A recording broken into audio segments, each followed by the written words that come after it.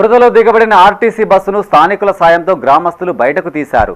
రాజన్న సిరిసిల్ల జిల్లా వీర్నపల్లి మండల కేంద్రంలో రోడ్డు మొత్తం బురదమయంగా ఉండడంతో బస్సు వెనుక టైర్లు సగం వరకు దిగబడ్డాయి. దీంతో ప్రయాణికులంతా కిందికి దిగి స్థానికుల సాయంతో బస్సును ముందుకు తోసి బురదలో నుంచి బయటకు తీశారు.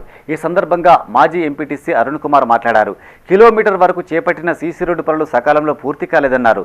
ఇటీవల కురిసిన వర్షాలకు రోడ్డు కాస్త బురదమయంగా మారడంతో రాకపోకలకు గ్రామస్తులు ఇబ్బందులు పడుతున్నారని వాపోయారు. అధికారులు స్పందించి త్వరగా పనులు పూర్తి చేయాలని ఆయన కోరారు.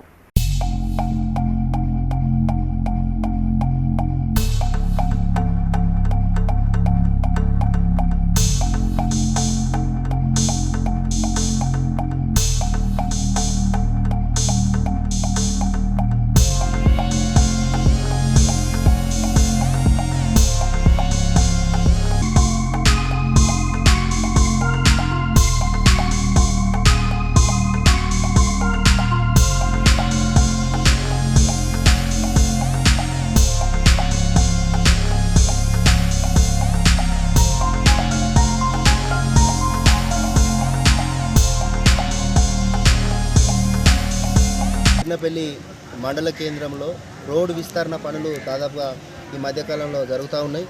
ముఖ్యంగా రోడ్డు విస్తరణ పనిలో భాగంగా మరి ఇక్కడ ఉన్నటువంటి కాంట్రాక్టరు మరి డాంబర్ రోడ్డు తీసి వదిలేయడం ద్వారా మరి బురదమయంగా మారడం ద్వారా ఇక్కడ ఉన్నటువంటి వాహనదారులకు అదేవిధంగా వచ్చేటువంటి బస్సులకు చాలా ఇబ్బంది గురవుతున్నటువంటి పరిస్థితి ఉంది.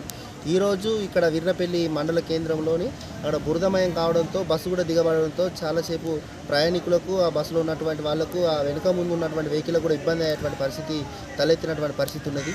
కాబట్టి బురదమయమవుతున్నటువంటి రోడ్లను వెంటనే మరి సిసి రోడ్ వేసి ప్రజలకు ఇబ్బంది కలగకుండా చూడాలని చెప్పి కాంట్రాక్టర్ గారిని తెలియజేస్తూ ఉన్నా. మరి వెంటనే పనులు వేగవంతం చేయాలి, ఈ రోడ్డు విస్తరణ పనులు పూర్తి చేయాలని చెప్పి కాంట్రాక్టర్ గారికి ఈ సందర్భంగా తెలియజేస్తూ ఉన్నా.